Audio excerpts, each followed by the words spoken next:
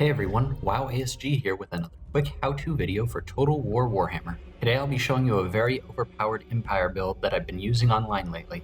To start off, select an Empire General to lead your army, then place him on an Imperial Griffin, then turn off the Foe Seeker ability, then go to items and get a healing potion and a potion of toughness. This will allow you to heal your Empire General twice throughout the battle. Now you want to bring 4 Amber Wizards. These are what make this army so deadly. You want to put each of them on an Imperial Griffin, then turn off all their spells besides the transformation of Kodun. Do this with all 4 besides the very last one.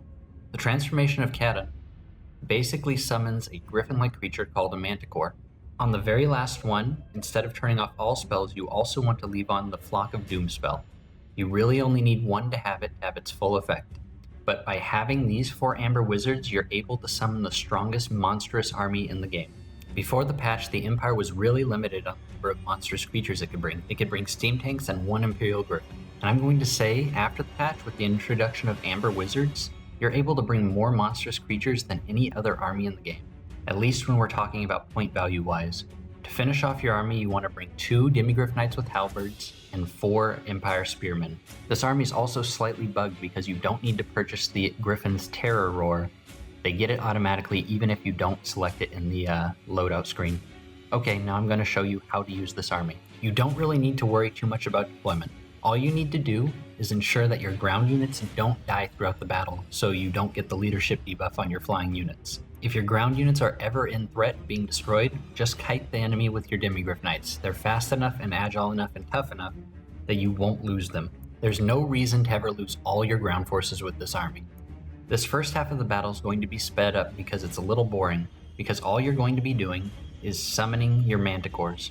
When you use your 4 Amber Wizards power generation ability, your Winds of Magic will fill up to full very quickly. Spend the first 2 to 3 minutes of the battle getting your 4 Manticores. After that, you have the most terrifying air force in the game. Once you have your 4 Manticores, it's time to start destroying the enemy's army. Your creatures are more than capable of destroying anything they bring. Plus, you still have your 2 units of Demigryph Knights.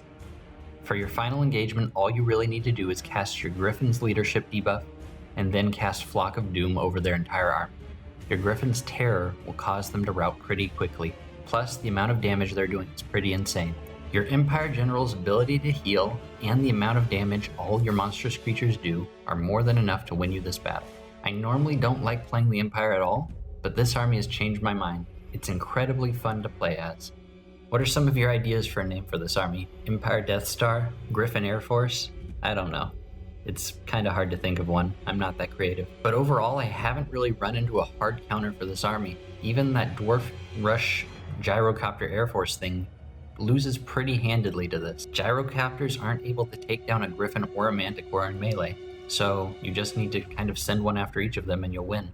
I'm not even sure Bretonnia or Vampires could bring enough air power to deal with this effectively.